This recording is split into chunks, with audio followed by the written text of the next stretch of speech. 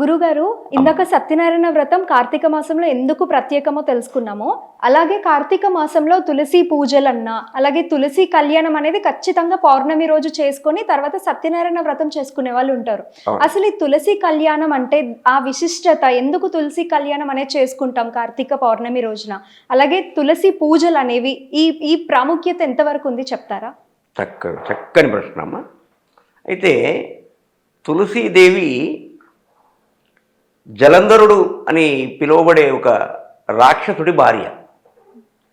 ఈ జలంధరుడు శివుని యొక్క స్వేదము అంటే చెమట నుండి పుట్టినటువంటి వాడు. శివాంశ సంభూతుడు. ఎంత భయంకరమైనటువంటి బలవంతుడు అంటే సాక్షాత్తు శివుడు అంటే విష్ణువు ఓడిపోయాడు. అందరూ ఓడిపోయారు దేవతలంతా. ఆయనతో యుద్ధానికి వెళ్ళి జలంధరునితో. అయితే ఆయనను గెలవడం, జలంధరుణ్ణి గెలవడం దేవతల వల్ల ఎవ్వరి వల్ల కాలేదు.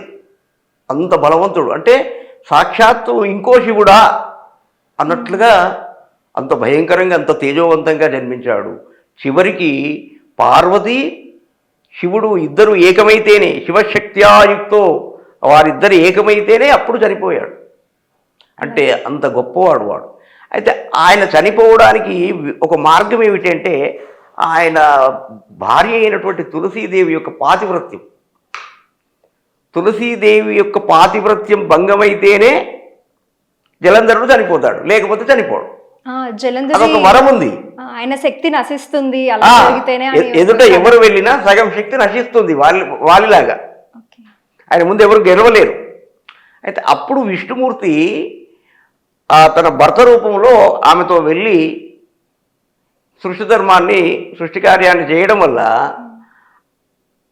కొన్ని సందర్భాల్లో ఆలయంలో ప్రవేశించినప్పుడు కానీ, మనిషి నిద్రలో ఉన్నప్పుడు కానీ, దేవతలకైనా మానవులకైనా కిన్నరులకైనా కింపురుషులకైనా ఏ ఇతర యోనుల్లో జన్మించినటువంటి వారికైనా వాళ్ళ యొక్క నిజ రూపాలు వచ్చేస్తాయి.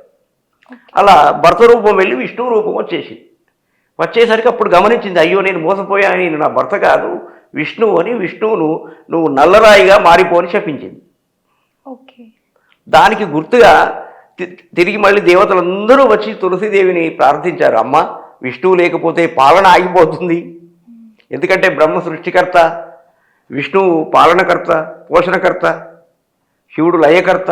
మరి పోషణకర్త లేకపోతే ఈ చరాచర సృష్టి 84 కోట్ల జీవజాతులని ఏం కావాలి అని ఆమెను ప్రార్థిస్తే అప్పుడు ఆమె ప్రసన్నురాలై, ఎక్కడైనా నా వృక్షం ఉంటుందో అక్కడ నాతో పాటుగా ఈ యొక్క ఒక నల్లరాతిని ఉంచాలి, సాలగ్రామ శిలను ఉంచాలి అని చెప్పారు.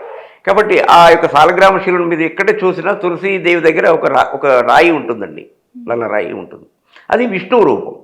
అయితే విష్ణువుకు తర్వాత ఏమైందంటే ఈ జలంధరుడు మరణించాడు కదా, మరణించిన తర్వాత ఎలాగో జరిగిపోయింది కార్యము కాబట్టి అప్పుడు ఏం చేశారంటే ఈ తులసీదేవికి వివాహం చేశారు విష్ణువుతో.